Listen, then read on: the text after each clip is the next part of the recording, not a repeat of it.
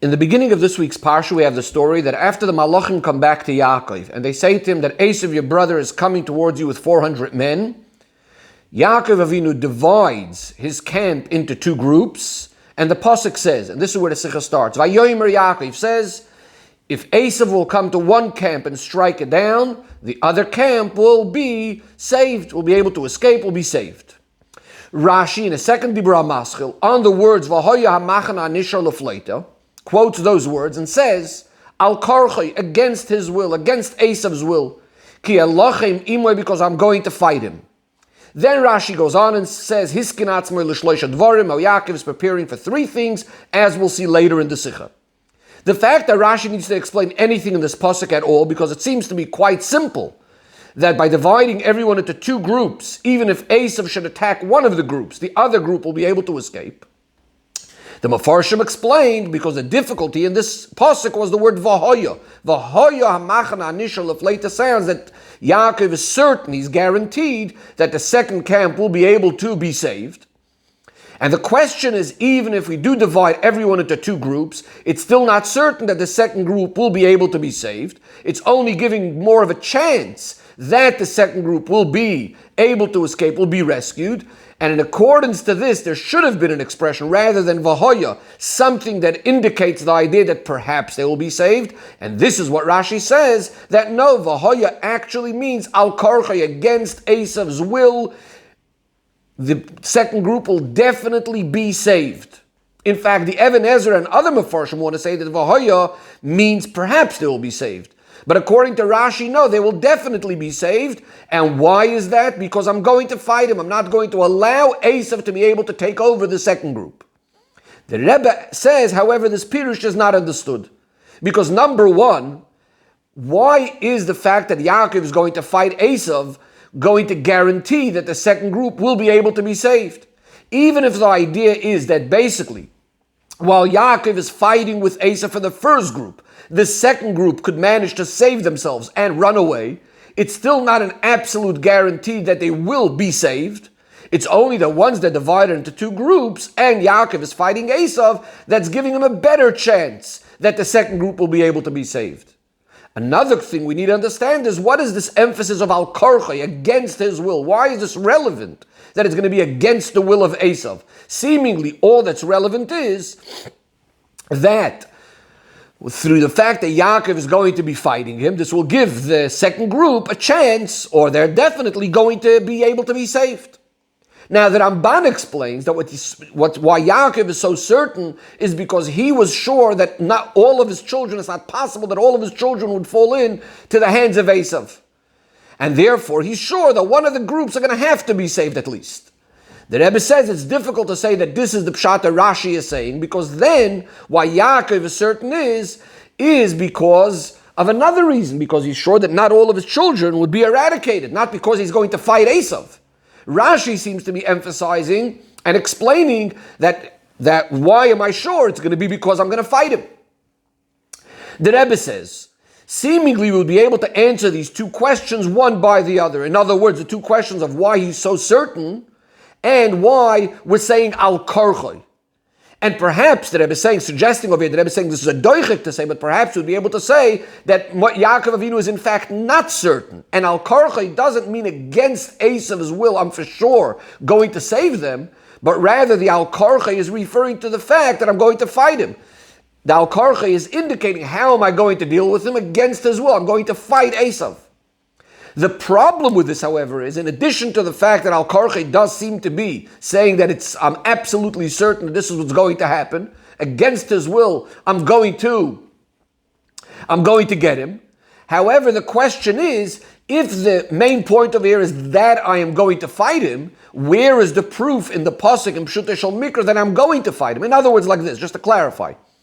And the Rebbe says, if I say that Rashi's meaning in his Pirush is that I am definitely going to save this group, and that's proven from the words Vahoya, which says clearly in the pasuk. So then when Rashi says I'm going to fight him, that's only Rashi's explanation. Why am I so certain? Because I'm going to fight him.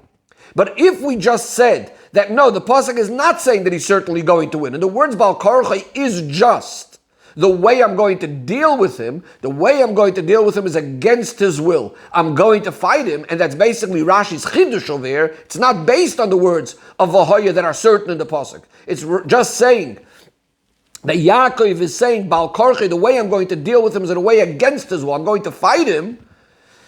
For this, seemingly, there's no proof in the pasuk. Where's the proof in the pasuk that I'm going to fight him?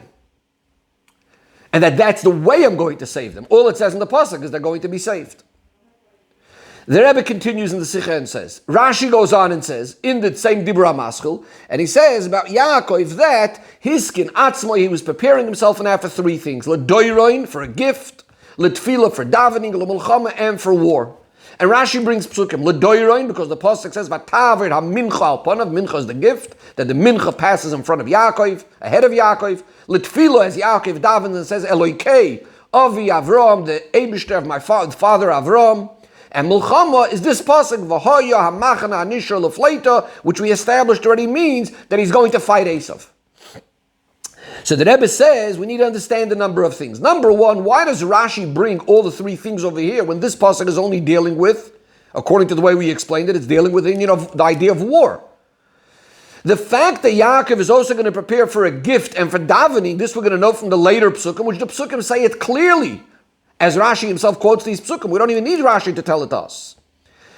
The second question that Rebbe says is, if we want to say that the pasuk that's discussing that Yaakov is preparing for war, that right over here in this pasuk, it is relevant to know that this is not the only means that Yaakov is going to be using, and it's not even the first thing. Rather, there's also, as Rashi goes in an order of doiroin, a gift, and davening. The question then is, why is Rashi mentioning these points as a continuation to his previous idea that the first point that Rashi said, that al-karcha, that against his will, because I'm going to fight him? Why is it relevant in continuation to that pirush to bring these other inyanim? Furthermore, even when Rashi, for whatever reason, wants to tell us that when Yaakov is preparing for war, he's also preparing to give a gift and to daven, which, as we said before, this itself needs clarification of why that would be needed, because it says clearly further in the pasuk. We can now ask the question the other way around. Why does Rashi need to repeat the idea that he's also preparing for war if Rashi just said that in the beginning of the Rashi, that I'm going to fight him? All Rashi should have said is that he was also preparing for gifts and for davening. The Rebbe quotes the Pirush of the Mizrahi, Rebbe Eliyahu Mizrahi, that says that when Rashi brings these words, Hiskin Atzmoi L'Shloisha Dvarim, that he was preparing for three things, this is actually supposed to be as a proof to the first part of the Rashi, where Rashi said on the words V'hoya ha-machana anisha l'fleita, against Esav's will, that I'm going to fight him. How do I know I'm going to fight? How does Rashi know that he's going to fight him? Because Razal tells us that Yaakov prepared for three things, and one of them is war, and this idea that Yaakov is preparing for war, we don't find anywhere else in the Psukim explicitly, as much as we find in regards to the presence and to the davening. So this is what's forcing Rashi to say that in this pasuk, V'hoya ha-machana anisha l'fleita, this proves that there was obviously some sort of form of preparing for war. The problem with this, however, is that Rashi doesn't even tell us that this is a maimer chazal or a medrash, that he's preparing for these three things. On the contrary, the simple words of Rashi is that after we know already that I'm going to fight him, so we know that according to Pshutei Shel Mikra, there's now three things, because he's going to fight him, and we also, as we see in the next few psukim, also going to be the other things of the davening and the presence. So it's not that he's using this Maimer Chazal as a proof that he's going to fight. We also need to understand the continuation of Rashi. Rashi says, Hiskin atzmoi l'shloisha dvarim, and Rashi enumerates them in the following order: l'doiroin, l'tfila, u'lemulchama, first for a gift, and for davening, and for a war. Now, if we look at the psukim that Rashi brings to prove each one of these, we'll see that actually these psukim are in the exact reverse order. The pasuk that Rashi brings about a gift, vataver ha-mincha al ponov, which Rashi brings first, this pasuk appears after the pasuk that Rashi brings regarding tefillah of Elekei Avi Avram, which in turn comes after the pasuk the pasuk that our Sicha is based on, V'hoya hamachna anishal lefleito, which is the war. So Rashi is changing the order in Torah. He's flipping it around exactly the other way around. Another thing that Rebbe asks is, in the Medrash we find, besides for the proofs that Rashi, the psukim that Rashi brings, we bring other psukim. For Tefillah, the Medrash brings the pasuk Hatzileini no mi'adochi, where Yaakov says, "Please save me from my brother." For Doirin, for the present, V'yamarta la'avdecha leYaakov mincha hishlucha, where Yaakov is telling the messengers to tell Esav about all these gifts. For Mulchama, where Yaakov goes ahead, Vayasem es hashfachos, he places the different families and the maidservants, etc. And then the pasuk says, and Yaakov himself passes in front of all of them, which, as we'll soon see, the Rashi explains that that was an indication of war, that he's ready, getting himself ready for war. In other places in Medrashim, we find another proof for the idea of a gift. The pasuk Vayikach min haba biyodei mincha, and from Mulchama the pasuk where Vayachatz ha'am asher ito, that he divides the people. So the question on Rashi then is, and the Rebbe says Mimon of Shech, either way we want to look at it, there seems to be a problem. If Rashi wants to bring a proof from Psukim, where we find Yaakov Avinu actually doing these things, not Psukim where he's only preparing himself, as it sounds like what Rashi is doing in his first proof for the gift, for the present. The pasuk says, "Vataver amincha alpanav." This is when the gift is already going in front of him, not from earlier psukim, where it discusses that he's taking animals as a gift to Esav, and where Yaakov is preparing himself and setting up the gift. And this is why Rashi seems to have chosen the pasuk "Vataver amincha," where he's already sending the gift practically. If that's the case, then the psukim that he should have brought for Tefillah and Mulchama are also the psukim where it's already happening practically. As far as Tefillah, he should be saying the words Hatzileini no miyad ochi miyad Esav, save me from Esav, which is the pasuk that some of the Midrashim brought us said before. Regarding Mulchama, the pasuk that we also quoted before from Medrash, where Yaakov Avinu is going ahead of the rest of his family. And as Rashi explains over there, that if that Rasha comes, let him fight me first.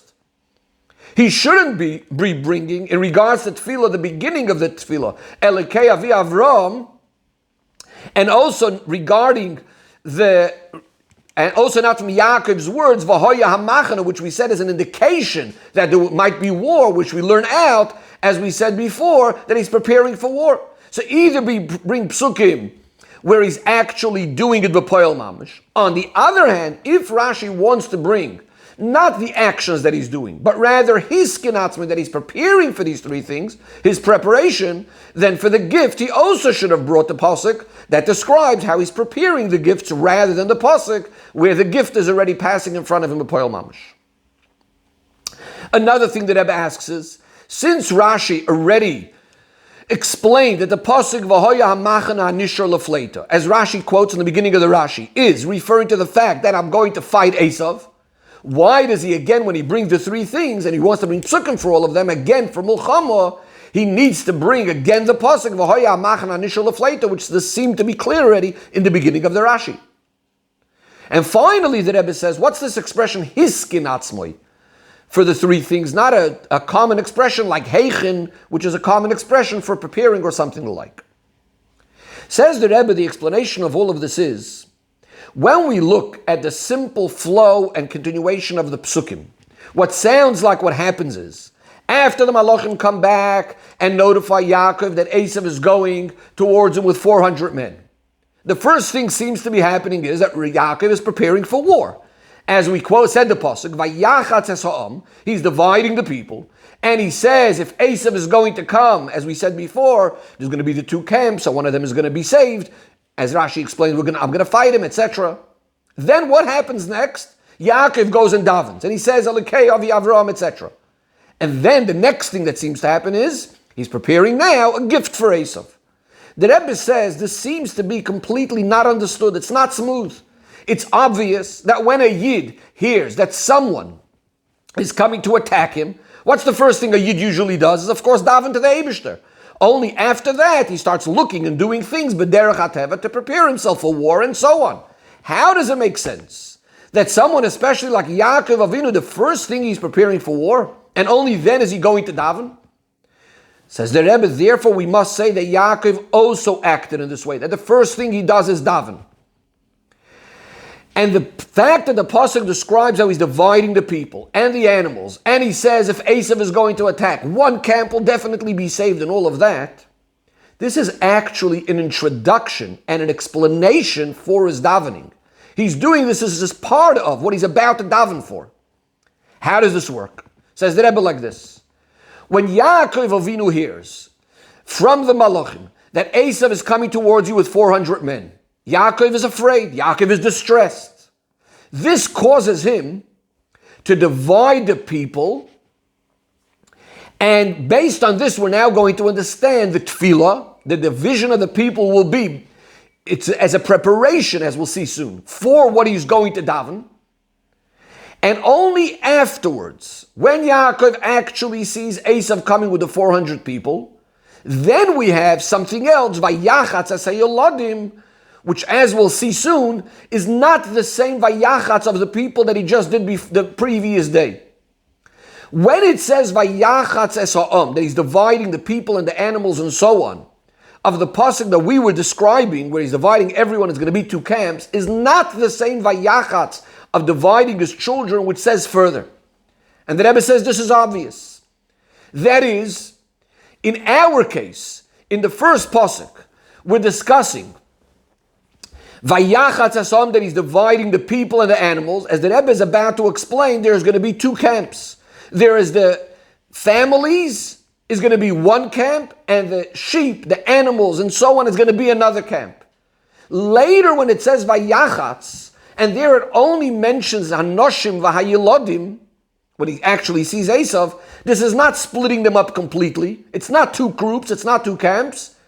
It's only his family, he's dividing them, he's setting them up in a particular way. When it says over here, Vayachatz, that Yaakov Avinu is dividing everyone into two groups, and when we said that if Esav is going to attack one camp, then V'hoya hamachan hanishar lefleita, this is one particular story. This is not the same idea of Vayachatz asayoladim when he divides the children, giving some to Leah, some to Rachel, and some to the other maidservants, and places the maidservants and their children first. And right together with them, right behind them is Leah and her children, and right behind them is Leah and Rachel and Yosef. All of that is one camp. As Rashi says clearly, that when Esav lifts up his eyes, it says he sees all the women and the children, all of these families, not that they're two separate camps. In a way, the way we seem to think that there's going to be two camps and one will be able to escape when Esav is attacking one camp.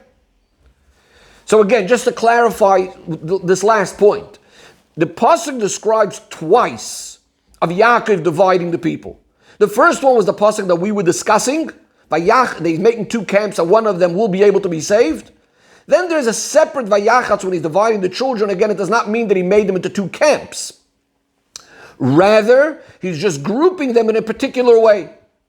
So going back now to our pasuk, when Yaakov Avinu does divide them into two camps, as we'll see in a minute, that the first, as mentioned already, one camp was going to be the animals and the other one was going to be his family. Rashi says, V'hoya hamachan hanishar lefleita. The remaining camp, the second camp, is for sure going to be saved. As Rashi says, Al Karchai, against Esav's will, because I'm going to fight him. In other words, there's absolutely no way Esav is going to be able to harm them. How is that? Vayachatz, when Yaakov Avinu divides them into two camps, one camp is the sheep, the cattle, the camels, and obviously the people that need to take care of them, the shepherds, etc. Machana Hanisha, the second camp that's going to be saved, is the women and the children. The the people that are with him. The Rebbe says we could see this also clearly later when they cross over Mavir Yaboik. The pasuk describes two separate Vayavers. There's the Vayaver first of Yaakov's family, and then there's a Vayaver of all the other belongings of Yaakov. After Yaakov Avinu divides all of his possessions into one camp and his family into the other camp, I said before, this is all an introduction for his tefillah. Why? Because now he turns to the Eibishter and says, because of what you promised me, I am 100% sure that this camp, my family, is of course going to be able to escape. Of course they're going to be able to be saved. You promised me to take care of me, to take care of my safety and my family. As opposed to the other group of his possessions and his sheep, where he didn't have such a guarantee about them, he's not sure. And in order to prove even more the certainty that Yaakov is going to for sure be able to overcome Esav in regards to the second group, to his family, Rashi continues and says, Hiskin atzmoi l'shloisha dvarim, he's preparing for three things. And specifically the word hiskin, that each one of these things that Yaakov did for the rescue of his family was in a way of hiskin atzmoi, as we'll discuss very soon what this word hiskin atzmoi means. And the Rebbe explains, when a person is preparing to do something, or a number of things, usually we use the expression of heichin atzmoi, or a similar expression. Here we have the expression hiskin atzmoi. It's coming to emphasize something more regarding this preparation. When we say the word heichin, means you're preparing to do something, and this preparation could be either through an action, it could be more a mental preparation to do something in your nefesh, you could daven, etc. However, hiskin, the word tikkun, means not only you're preparing yourself, it's also describing the way you're preparing yourself. You have to fix yourself up. You're trying to accomplish something inside of yourself. You're trying to adjust yourself. You're trying to complete yourself in a certain way. In other words, you're doing something inside of yourself to prepare for this particular thing. So too by Yaakov. The fact that he is preparing for the gift, for the davening, and for the war is in a way of hiskin atzmoi. And the Rebbe now looks at all of these things. Rashi himself explains in regards to the war, that was why, because Yaakov himself was Vayira, he was afraid, Vayetzer, he was distressed.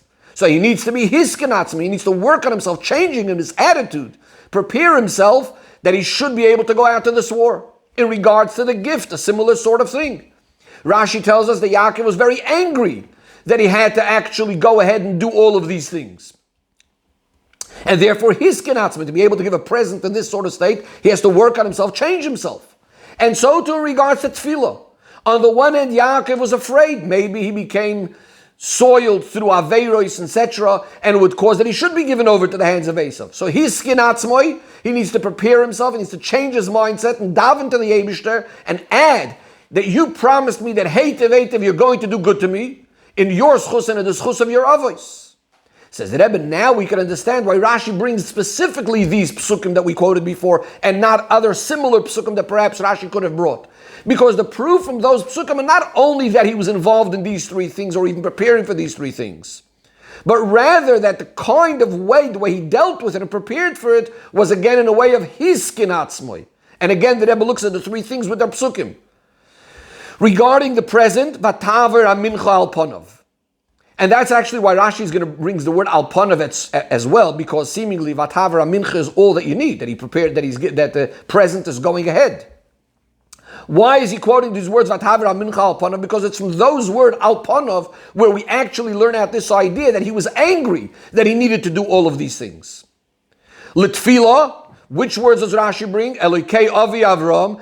Because this is the expression that's hinting to what we said before, that Yaakov is going with a promise that you promised to the Avos. And so too in regards to Milchama. Rashi brings the proof from V'hoya hamachana nishal of later, even though that we know already from earlier that he was afraid and he was distressed. And nevertheless he's preparing for war. Why? Because V'hoya hamachana nishal of later. This is the pasuk Rashi is bringing. That he's sure, he's certain that this camp has to be saved because of the Eibishter's promise. Why does Rashi, the Rebbe is now discussing the order, why does Rashi bring Milchama at the very, very end, the last one of the three? Because if we're speaking about hiskin atzmoi, and again this means changing his mindset, really working on himself, this is going to be the one that's most difficult for him out of the three things. To remove that fear and that distress, which as Rashi explains that Yaakov was worried that he might get killed or kill others. So why is it that Rashi brings the gift before tefillah? We explained why Milchama is at the end. Why is it that the gift, the present, is brought before davening? Seemingly davening should come first.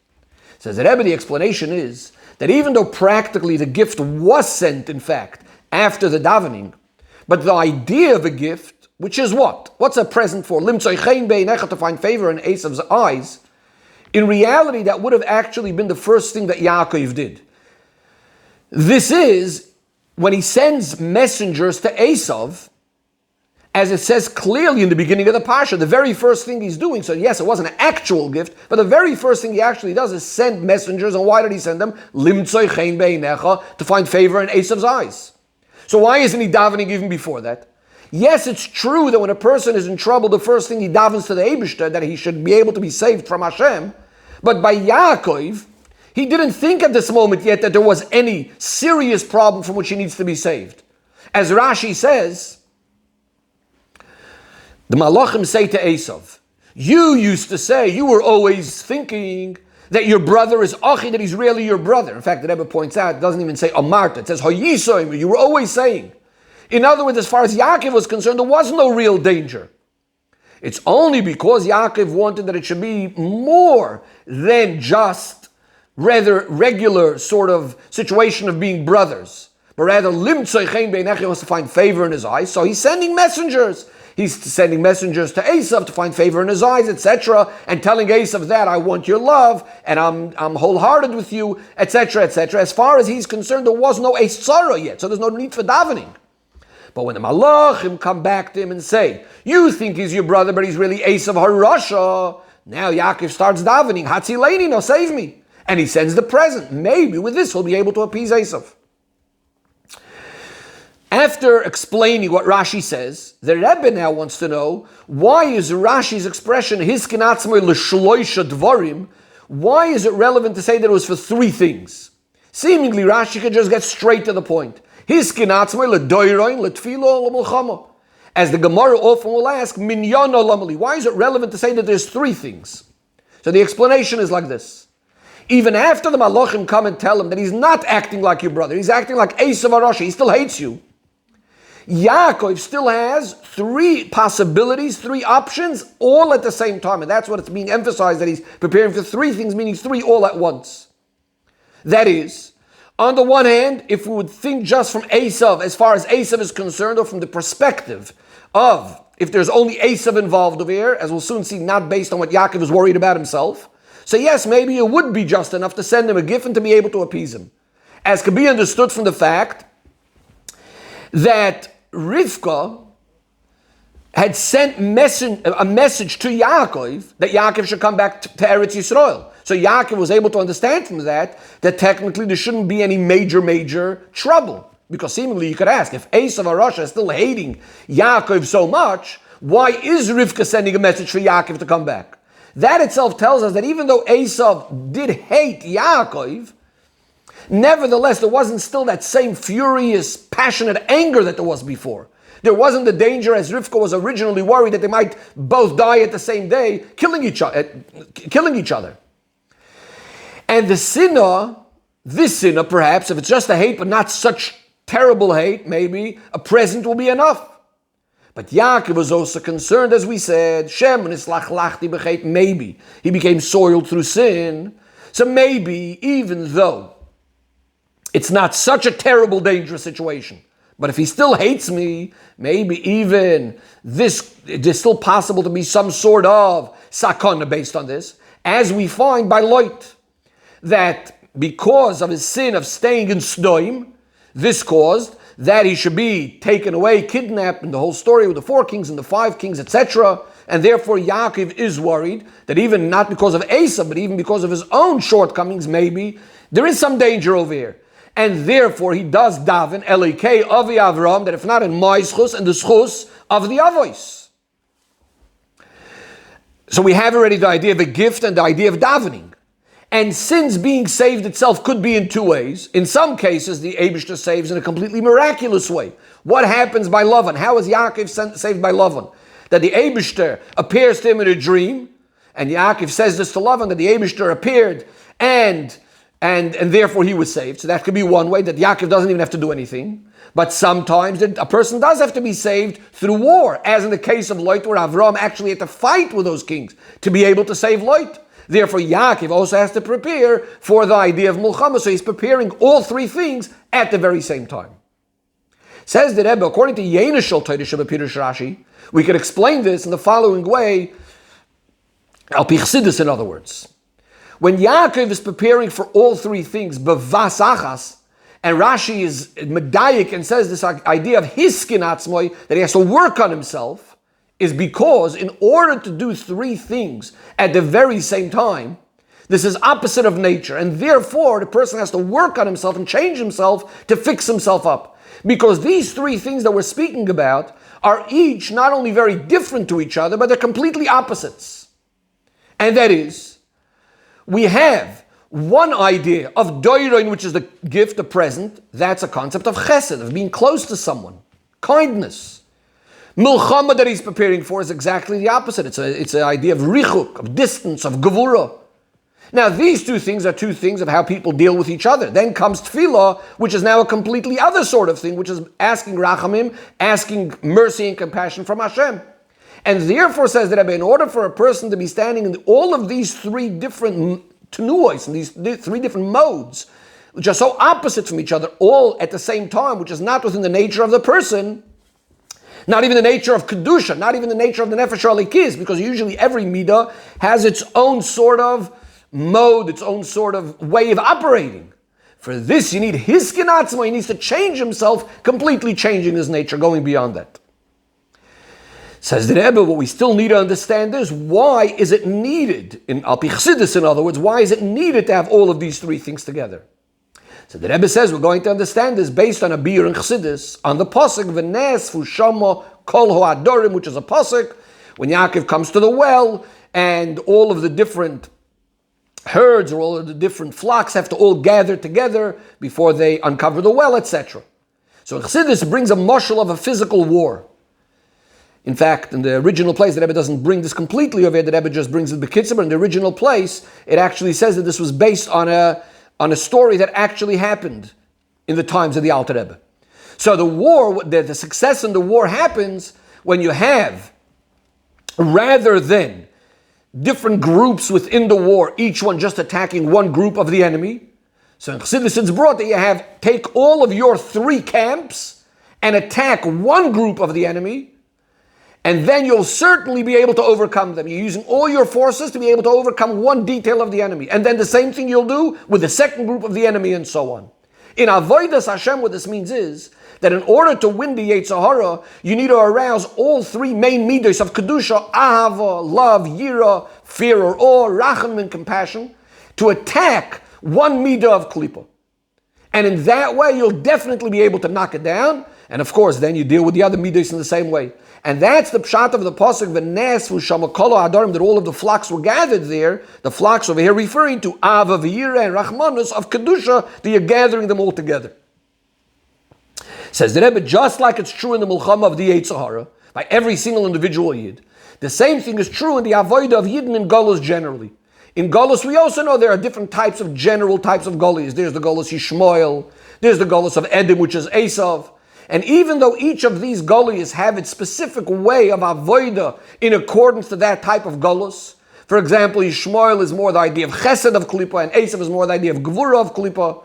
But the surest way to be able to overcome, to be able to be victorious, to be able to transform the Golus, if you want to be guaranteed, you gather all of the midos of Kedusha together, and in that way attack every individual kind of Klippa you're dealing with.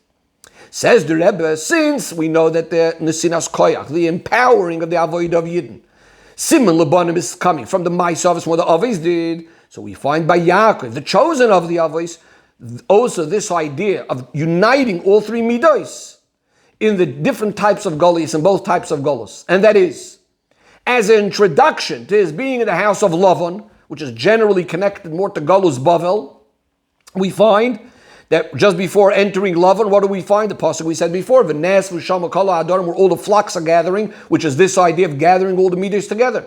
And so too, before he deals with Esav, in the avodah of dealing with Esav, elevating Esav, Golus Edom, here too he's preparing in his skin. He's fixing himself up again for these three things together, because these are the three modes, the three kavin of Chesed, the gift, Gvura, the war, and Teferis, which is Rachamim, and the idea generally of the avodah of Tefillah. Concludes the Rebbe with the Hayra and the avodah of every single Yid. When we need to go ahead and save Yiddish children from the type of chinuch of Esav, we can never suffice only with our own nature and the things that we are accustomed to and used to, our habits in Avodas Hashem. Rather, we have to be in a way of hiskinatzmi, working on ourselves, fixing ourselves and transforming ourselves. Because if we only go with calculations of tam v'das, in accordance to the specific avoid of what the problem with Esav is, for example, we cannot be sure that we'll be able to deal with him and mainly be able to rescue everyone in the way they need to be rescued. Only when we go in a way of beyond all cheshbonis, without all calculations, in a way, as Rashi put it, al karcha, against his will, we put all of our forces together, hiskin atzmui. In that way, we are guaranteed to be successful, and we conquer Esav until we fulfill the promise of Olam Yishim Baratzi and Lishpatis Aresav, v'hoisel Hashem Amlucha, b'vias Mashiach Tzidkeinu b'meheir of Yamein.